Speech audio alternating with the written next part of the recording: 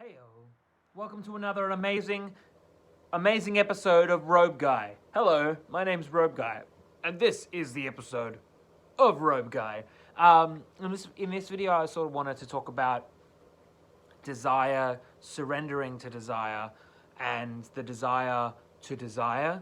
And it's gonna sound a bit strange, but this is one of those videos, if it doesn't make sense the first time, watch it a second time, it'll click. We're going to be talking about one of the reasons why, honestly, we don't let ourselves move forward in life, like why we sort of self-sabotage, and that's because we haven't let ourselves want the thing enough. And if this resonates home with you, like I want to know, just let me know in the comments. But just as a quick thing, at the end of this week or sometime next week, I'm going to be releasing a free audio coaching session.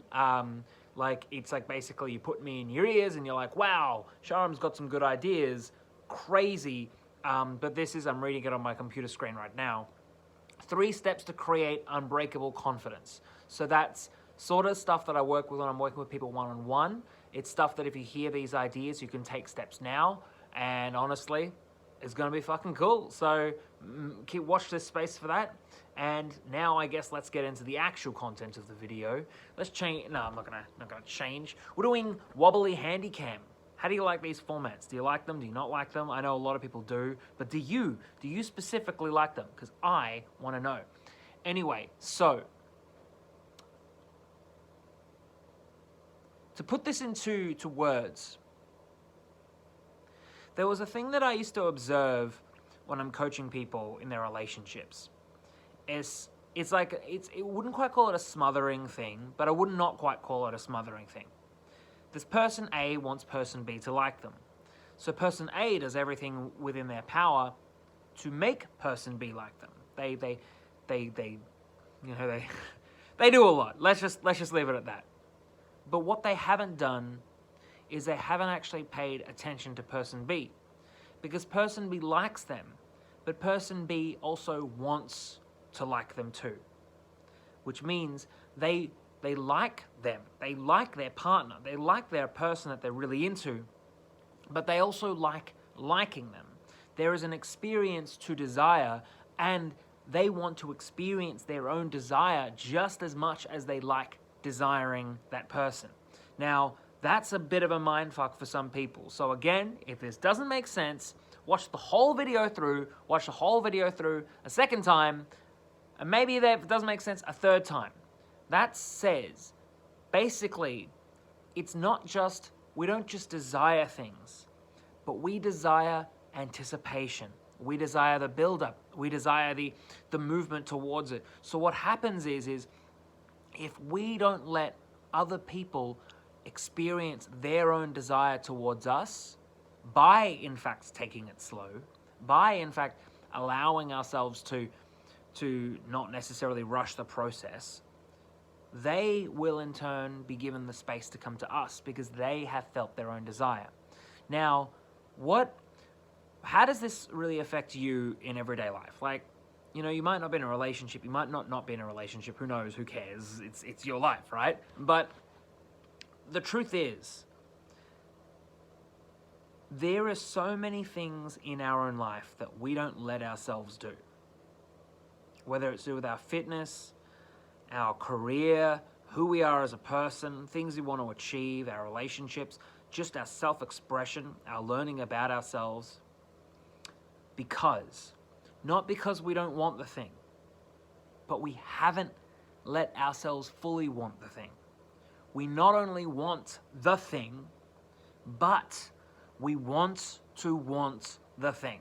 Now, this was a realization I had this weekend. I've had this realization over and over again, but it's one of these things that, you hit it hard, and it comes again and again and again.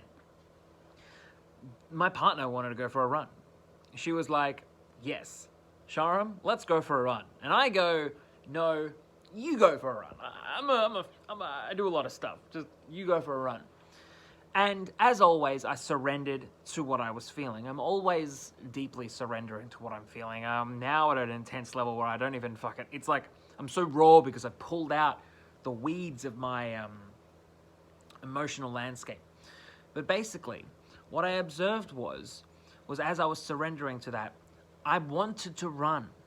But the reason why I said no was because I actually wanted to want to run. I like wanting to run. Wanting to run serves me. Wanting to run makes me feel good. Wanting to run makes me feel like I'm moving somewhere. And then it hit. What other parts of my life are like that? Not only do I want the body that I have my dreams, but do I want the body of my dreams? Do I want to make a lot of money? But not only that, do I want to make a lot of money? So what about yourself? What do you want? And what do you want to want? Do you want the relationship of your dreams? Do you want someone to like you? But not only that, do you enjoy wanting that as well? Do you enjoy the desire? Sometimes we don't move forward because we are fucking anchored in the past. We are anchored deep. We are anchored because of the suppressed bullshit and the emotional reward that we get, whether that's good or whether that's bad. Sometimes we're addicted to feeling guilty, so we don't take action because then we can feel more guilty. I know it sounds strange, but that's humans. That's fucking us, right?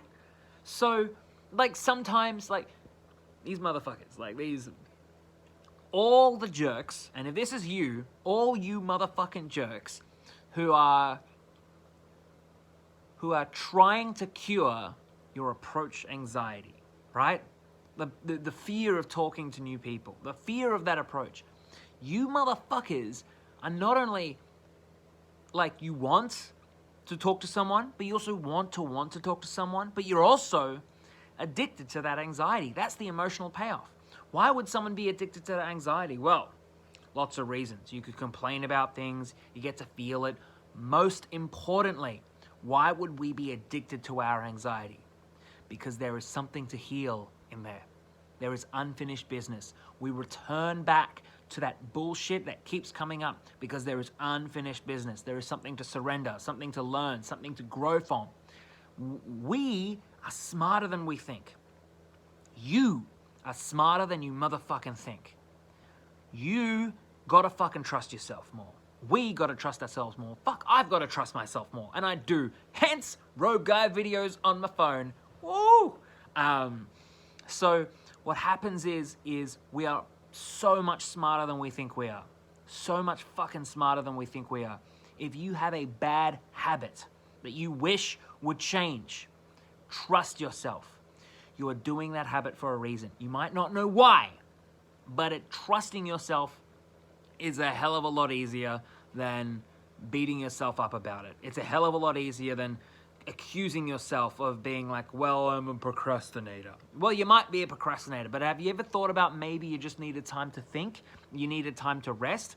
Oh, but I'm so anxious. You might be anxious, but have you ever thought about, like, you don't have the proper emotional infrastructure to actually do the thing you want to do? Patience.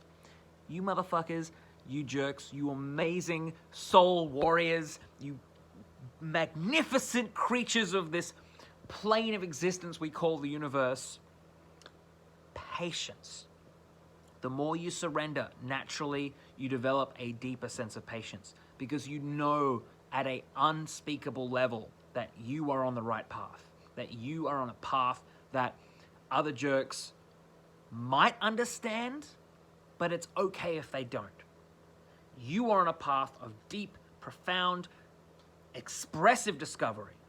And maybe you've just started walking this path. Maybe you've been walking this path for a motherfucking while.